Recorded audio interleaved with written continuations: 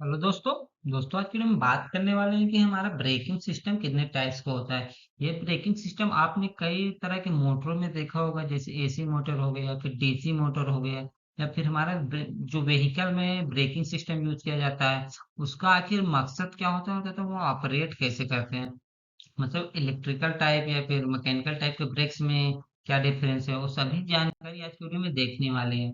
सबसे पहले हम बात कर लेते हैं दोस्तों, जो हमारे ब्रेकिंग सिस्टम होते हैं वह कई टाइप्स के होते हैं। एक होते हैं दोस्तों जो डायनेमिक ब्रेकिंग हो गया, दूसरा हमारा प्लगिंग ब्रेकिंग हो गया, तो थर्ड हमारा क्या होता है दोस्तों, हमारा रीजनरेटिव ब्रेकिंग हो गया, तथा पांचवा हमारा होता है दोस्तों इलेक्ट्रोमैग्नेटिक ब्रेकिंग, तथा हमारा ईडी करंट ब्रेकिंग। यह मेन टाइप के ब्रेकिंग सिस्टम होते हैं जो हमारा मोटर को स्टॉप करने में यूजफुल होते हैं। या फिर ये बोल सकते हैं ये ब्रेकिंग सिस्टम से हम मतलब बैटरी को चार्ज भी कर सकते हैं। जैसे हमारा रीजनरेटिव ब्रेकिंग सिस्टम है, उसके थ्रू क्या करते हैं, हम बैटरी को चार्ज में भी डाल सकते हैं। वो इस ब्रेकिंग सिस्टम का ये लाभ भी उठा सकते हैं। मतलब इसका एडवांटेज भी होता है ब्रेकिंग का, तथा डिसएडवांटेज भी होता है।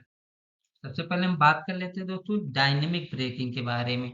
डायनेमिक ब्रेकिंग क्या कहता है दोस्तों, कि हम जब डायनेमिक ब्रेकिंग सिस्टम शो down an electric motor by converting kinetic energy into electrical energy which is dissipated as heat through a resistor bank. मतलब इसमें क्या होता है दोस्तों कि इसकी जो काइनेटिक एनर्जी रहती है दोस्तों, उसको हम इलेक्ट्रिकल एनर्जी में कन्वर्ट कर देते हैं, तथा जो हीट को रहता है उसको हम एक रजिस्टर बैंक के थ्रू लगा के उसको हीट को कूल डाउन कर लेते हैं, मतलब हीट को कम कर लेते हैं।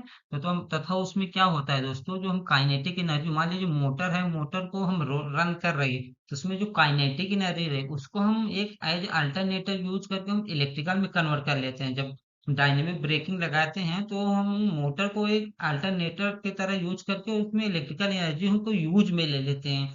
तथा लेकिन जो हमारा हीट कन्वर्ट होगी, उसमें जो कन्वर्टेड हीट रहेगी दोस्तों, वह उसको रजिस्टर बैंक में के थ्रू उसको डिसिपेट कर लेते हैं। तथा यह दोस्तों एसी तथा डीसी दोनों सप्लाई पे हमारा वर्क करता है, दोनों सप्लाई वर्क करता है। तथा लेकिन इसका जो मेन मेन रीजन इसमें क्या होता है दोस्तों, कि जब मान लीजिए हमारे पास अगर मोटर ये लगा हुआ है, मोटर के नीचे हमारा लोड लगा है, तो लोड क्या होगा कि हमारा लोड को होल्ड नहीं कर पाएगा। इस तरह के ब्रेक क्या होगा दोस्तों, हम लोड को होल्ड नहीं कर पाएंगे। कि हमारा अगर मान लीजिए ब्रेक लगा है तो उसी समय तो हमारा वो ब्रेक को लोड को होल्ड नहीं कर पाता है, इसका ये डिसएडवांटेज मान सकते हैं। नेक्स्ट क्या होता है दोस्तों, हमारा प्लगिंग ब्रेकिंग। प्लगिंग ब्रेकिंग का मतलब ये बोल सकते हैं दोस्तों reverse current braking. Reverse current का मतलब नाम से ही क्लियर है, रिवर्स मतलब करंट को रिवर्स कर देना। मान लीजिए कोई भी मोटर हमारा फॉरवर्ड डायरेक्शन में हमारा रन कर रही है, फॉरवर्ड डायरेक्शन में रन कर रही है, तो उसमें क्या होगा दोस्तों, फॉरवर्ड डायरेक्शन रन कर रही है, लेकिन जब हम प्लगिंग ब्रेकिंग लगाते हैं या फिर रिवर्स करंट ब्रेकिंग का मतलब ये होगा कि हम उसके डायरेक्शन को चेंज करते हैं। डायरेक्शन को चेंज कर मोटर को डायरेक्शन को चेंज करने के लिए हमें क्या करना पड़ता है, उसके जो उसके कनेक्शन होगा, कनेक्शन को हम उसको चेंज करते हैं। कनेक्शन को चेंज करने के लिए हमें कॉन्टेक्टर के माध्यम से हम कनेक्शन को हम दूसरे दूसरे मतलब कनेक्शन को हम चेंज करते हैं, जिससे मोटर में क्या होगा, हमारा उसका फेज जो हमारा डायरेक्शन रहेगा वो चेंज होगा। डायरेक्शन चेंज होने पे हमारा मोटर हमारा स्टॉप हो जाएगी। या दोस्तों डीसी शंट मोटर तथा इंडक्शन मोटर दोनों में यूज किया जाता है।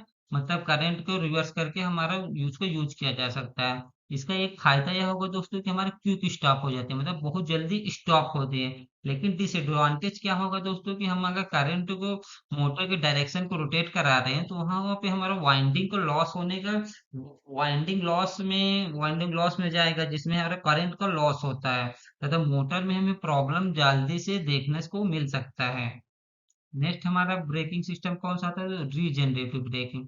रीजनरेटिव ब्रेकिंग को हम कार वगैरह में देख सकते हैं, क्योंकि हम जैसे मोटर, मान लीजिए हमारे पे कार है दोस्तों, कार के हम हमारा रीजनरेटिव ब्रेकिंग ब्रेक जब लगाते हैं, तो ब्रेक लगाने पे हम जो जो कार को डी एक्सिलरेट हो रही है, उस समय क्या करते हैं दोस्तों, जो जो कार के पहिए होते हैं उसको हम उसके थ्रू हमारा जो मोटर लगा हुआ था, मतलब व्हील लगा होगा दोस्तों, उससे क्या होगा, उसको हम एज अल्टरनेटर लेकर अल्टरनेटर लगाकर दोस्तों उसमें हम बैटरी को चार्ज कर सकते हैं। यह दोस्तों रीजनरेटिव के फायदे होते हैं, कि हमारा रीजनरेटिव ब्रेकिंग लगाने के यही फायदे हैं दोस्तों, कि वहां पे हम इस कार को स्टॉप तो कर रहे हैं, लेकिन उसका जो स्टॉप करने के समय को उसका जो इलेक्ट्रिकल एनर्जी को हम बैटरी में स्टोर कर लेते हैं। यह हमारे इसका एक फायदा बोल सकते हैं।